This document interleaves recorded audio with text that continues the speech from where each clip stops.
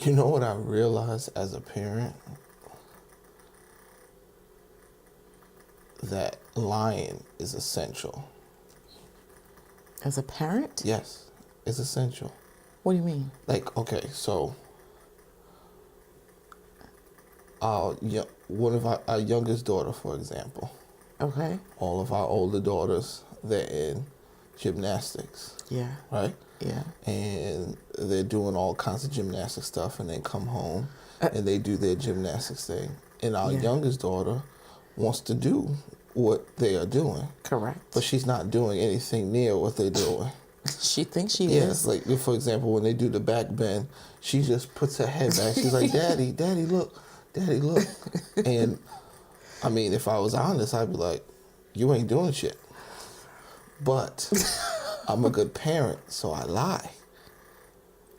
I lie to build her confidence. I lie because I love her. I lie because I'm a man and a father. And I will lie our family in the way it should go.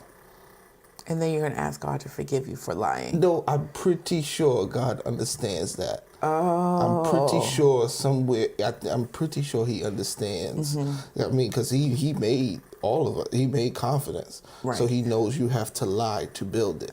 Really? Yeah. Wow. You have to do a lot of lying to build confidence. That's like twisted and weird all at the same time. But All at the same time. I'm not wrong, am I? Well, I guess not. But I'm not wrong, am I? you're not wrong. However, I think that then you have the opposite, where it's like, then you lie to a child that cannot sing, and you've got this child performing and at the talent show sounding awful, and you've lied to boost their confidence. This is the thing. I realize that the lies have to decrease as they get older. So it's a sliding scale of lies. Check this out. Yeah. Curve, if you will. So you start here with the children. Yeah. When they're babies, you Right. lie.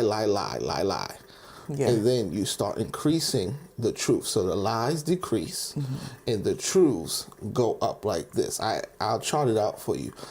Truths go up, Yeah. lies go come down. down. And so because the confidence is built already, and it has been built, and now the truth comes out, and you just redirect it. Okay, Justin, I'm gonna just leave I that. think I got this whole parenting thing down. You do. It seems. You lie until they're successful. Oh, okay. All right. Let's start the show. Let's start. Well, I'm Justin, I'm Latoya, and our kids are asleep. and it's time for us. I mean, you want to start with drinking some of this wine? I picked up Absolutely, this week? crack it open before one of the kids start crying. All right. It was a rough day today. I'm assuming this. I think this is called Creoles. I picked this up because it's a blend, still from Argentina, like last week. Okay. But it's a rosé and a Malbec, 2017. Rosés generally have like a nice Sweet. flavor. Malbecs are a little bit drier, but we'll see how this one works out.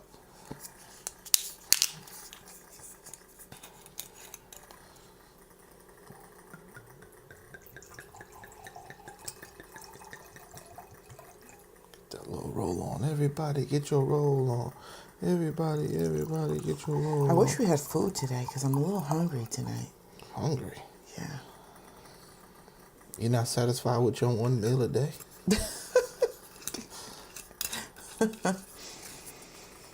Okay. I'll start out. Smells very rosy. Oh, yeah. It smells. You can kind of smell the mixture. You get the white, and then you get this interesting. This isn't too bad. So it's a little tart. Then it's like you get into the sweet after. I like it. It feels like a rosé. It feels like a rosé. It almost reminds me of champagne without the bubbles, but on the sweeter side. Champagne without the That's bubbles. kind of what it seems like to me. Champagne with that. That's. Without the bubbles. It would make it not champagne. Well, I know, but I'm just saying, like, The flavor, like. But it literally makes it wine. Whatever. Because champagne. Okay, if you want to be technical, okay, fine. Okay. Carbonated. Okay. Wine. If you want to be technical, no problem. If I want to be technical. Okay. Yeah, this isn't bad. It feels like it'll get me drunk quick, so I got to slow down with this one. What's your 1 to 10? 1 to 5, right? Ooh, I'm not ready for that yet. I'm still figuring it out, but I feel I would drink this.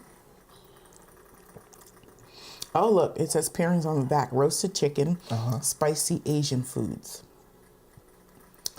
I see that. Some Thai food. Some duck. The duck isn't spicy, babe. Yeah. But I wouldn't eat anything spicy. You know that. So I'll just go with the Asian food. Thai is considered Asian, right? I believe so. We have been together for 12, well, not together. We've been married for 12 years. We have 4 kids. But we started out as friends. Yeah, definitely. Yes. How do you see that bridge? How we kind of crossed over? Yeah, how do we? I think, well, actually I have some funny stories there. I think that you decided to come to college and thought that you was like the bomb.com. Like, because you had been working out that summer. And you thought that you came looking like, I don't know. I was Diesel. You thought so, right? And so you thought that you was going to be getting all these ladies at our campus. That was the plan. Yeah.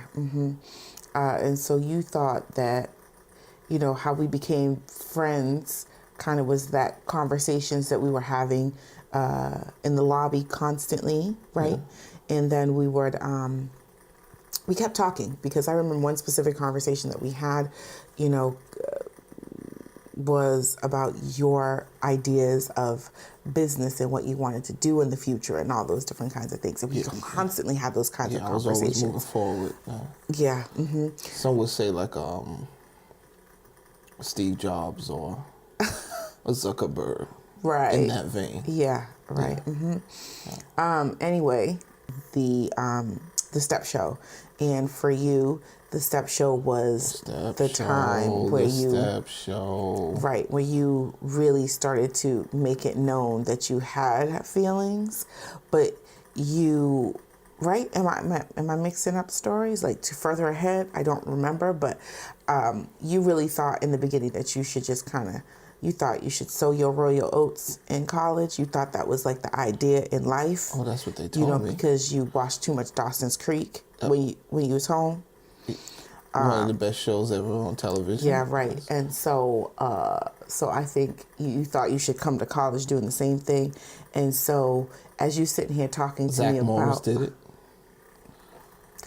As you sat there talking to me about multiple girls and how you wanted to be with multiple girls, I couldn't talk to you like about the conversations anymore. And I was just like, yeah. So that's when you knew when like the conversations were getting to you. Yes. Obviously, yeah. Right. And then I think fast forward a little bit is we were getting ready for a party, I think. But when did we start dating? But that's where I'm getting to, because we had gone to a party and I was getting ready for the party. You were already ready and you were watching me get my hair done. And you decided to say, you know, we should just be friends with benefits. And I looked at you like, what? Who, me? Oh, no, I don't do that. It sounded like a good deal. Oh, no, I don't do that. And I looked at you like you was crazy. I mean, but the thing is, like, you were going to get the best of both worlds. And I truly mean the best. Like, what? A friend, and I'm a great friend, and you got the benefit, you know, like. Yeah, no. Yeah, that did not work for me. You know? So, you know, something went off in my head. It was like, ching. Girl, don't you let that man do that to you.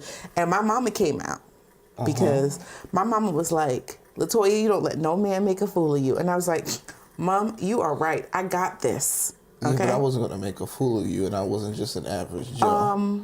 At that time, it didn't feel that way, right? So I remember thinking, I'm gonna get him.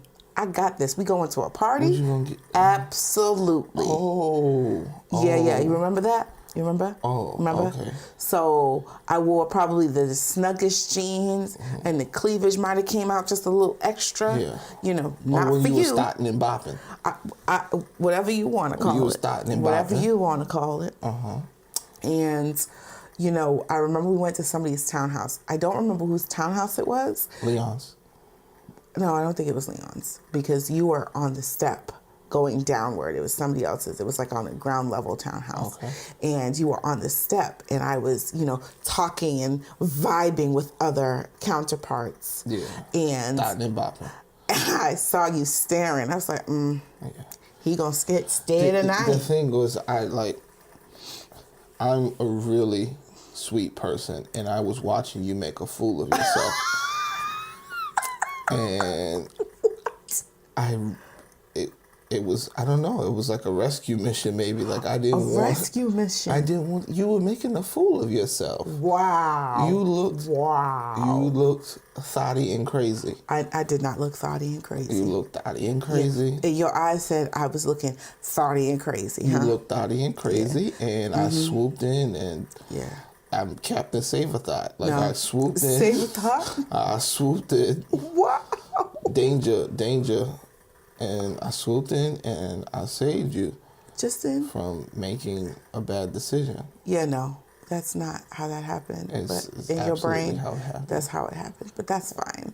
Yeah. And I With just the wanna words say, you whispered in my ears, let me remind you. You're the welcome. words. You're welcome. The words. That was the words. You ready for the words? You remember those words?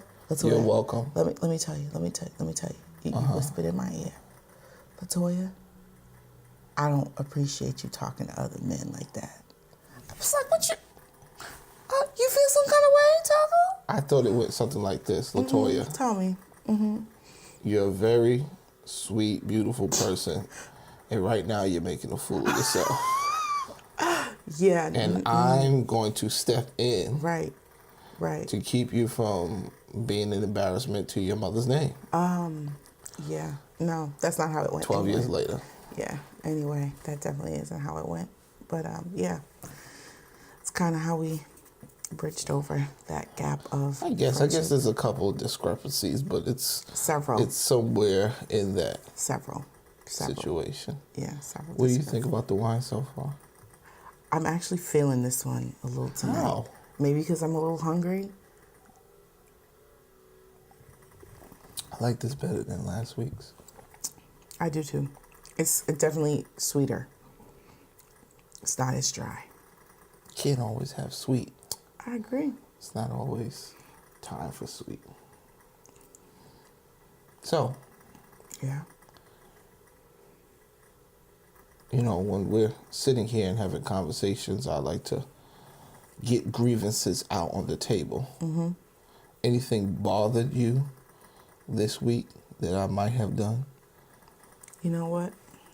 I'm gonna be honest with you. I find it hard to believe anything I could have really done to bother you, but I don't even believe that. But you know, I was really annoyed that you decided to take Aria's booger and put it on my leg and thought it was gonna be acceptable.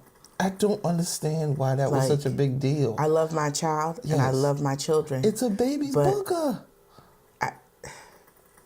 Like, don't do that again. It's a baby's booger.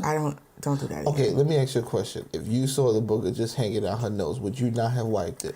Yes, but I don't need it to be on my leg. So because It's disgusting. because I wiped it and then put it on your leg, But now who would it's a do big that? deal. Why would you even? It's why not would even you on even your think hand. to put a booger on my leg? Why? That doesn't even make sense. Because your leg was boogerless. I don't know. Okay, Justin, I'm done. Listen. Let's not do that again. All right. I don't do boogers. I'll apologize because you have a booger phobia and you can't help it. But it's not a big deal. It's just a baby's booger. Yeah, it is a big deal to me. But It's just a baby's booger. Yeah, it's a big deal to That's me. all it is. It's a big deal to me, though. So just remember that. I was watching something on television, and they were talking about like not noticing like things going on in relationships, like people being oblivious of how their other spouse is feeling and the lack of communication. Do you think that we communicate well? I think that we have our moments. I think we struggled last year with communication because I think, and we didn't even realize we were struggling with the communication until we actually sat down and had the conversation about it. I was at a job that was really stressful. I was being verbally abused most of the time and being treated as if I had no knowledge of what I was doing. Yeah. And it wore on my everything, I think. And I think... I noticed that, though. Right. And it wasn't until we decided that it was okay for me to quit a job, which was really hard to come to because at that point, we knew there was a baby on the way. Yeah. We knew we had bills and a new mortgage to pay. Yeah. And we have all these responsibilities. And the thought of, do you continue to be in something because you need that paycheck? Yeah. Or do you try to do something else in the meantime and try to figure it out along the way? And you were really supportive in that. But I don't think I realized how bad it was until probably, maybe a month into me being home, where we literally had a conversation. Yeah. And you kind of expressed to me how miserable I've been for months. Well, because like for a couple of months you were a different person. You just weren't yourself. Right. And I can tell what the issue was. It wasn't about the children. It wasn't about anything, but it was coming out in other ways. It was coming out in distance from me. But I can see what the reason was. And that's why I was willing for us to make that sacrifice as a family, because I could see where it could potentially be going. Right. And, I guess I kind of wish I would have brought it to your attention sooner. Right. Because I think maybe things could have been different, or at least your awareness of it, you could have possibly operated different. Right. In that situation. Because you were just different. You weren't happy. I was miserable. You were miserable, and it was showing.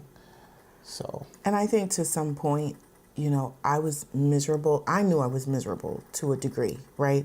I knew I wasn't happy in the job. Yeah. I knew that, this place was not going to be the right fit. But again, it was me worried about, how are we going to provide for our family? Yeah. We had just found out, maybe I was there for 3 months before we found out we were expecting. Yeah. And,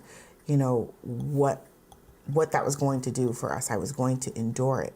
And as a wife and as a mother, you don't take the time to worry about yourself. You have 3 children, and you're worried about everything else, and there's not really a reflection of yourself and what's happening. And I think when we sat down and we had that conversation, I think at that point I realized I really was depressed. I don't think clinically I couldn't say, yes, we know this for sure, but I think I checked off every depressed box there probably was. And I think leaving the job, I thought that it was going to work. I thought that it was going to be okay. And I think at that point is really when I probably had the worst of it, because I was probably crying every day. It was just awful. Yeah. And I don't think until you and I had that conversation of how different I was behaving and the different changes, and it was just a realization that we did not communicate enough at all. Yeah. And you were dealing with me and not saying anything and noticing it and not saying anything. Yeah. And like you said, if you had said something, maybe I could have changed something. Maybe I could have, operated differently. I did not realize it. Well, I mean, I also had to come to the terms with be it that we were in a place where we were enjoying a certain standard of living. Right. But was that standard of living worth not having a standard in our relationship? Correct. And I came to that conclusion that it wasn't. Right. Even if it was for me to do more, additional to make more money, that would be more beneficial or worth it, because we would have our relationship back where it was prior to you working at that place. Right. So it's like, you know, it begs the question, like, you know, the things, I realized that the things, whatever, if I had literally had the story that said, listen, if we don't have the car, I still have my family and my wife. If we don't have the home, I still have my family and my wife. And with those, we can make it through anything, so it really doesn't even matter, you know? Right. You know, if we go back to an apartment, if we start taking the train again, we have our relationship. Right.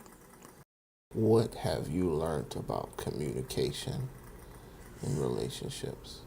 Well, I think what we had talked about is that we have to stay in tune and be in tune with each other.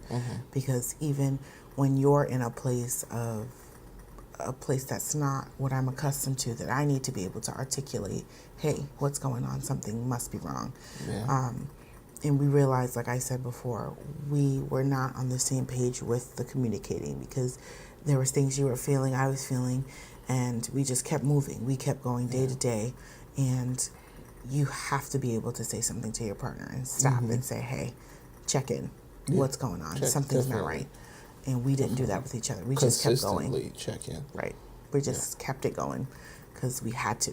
And obviously you can't keep pushing something when you're in a marriage and you're not connecting. You just can't keep going and not check in with each other. So I think that was our huge takeaway from it. Yeah.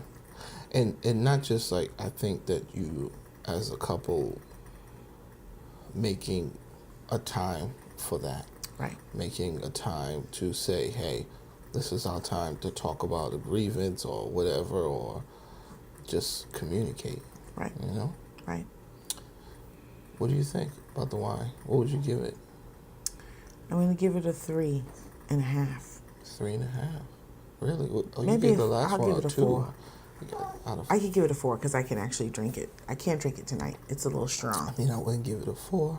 I would say it's like a 3. A 3. Yeah. This is definitely not something. It's not like if I seen it again, I'd be like, oh, I'm avoiding that. No, it's nice. Right. It's nice. Well, the kids asleep. Kinda. It's time for us. Time for us. You see, put your hand out right there, because I'm going to dunk it. Right, look, put your hand right there. I'm going to dunk it in that hole. Put your hand out. I'm going to put it right there, like that. Don't do it. No. Just stop. Just get out of here. All right. We out of here. All right, well, I'm Justin. I'm Latoya. The kids are asleep. It's time for us.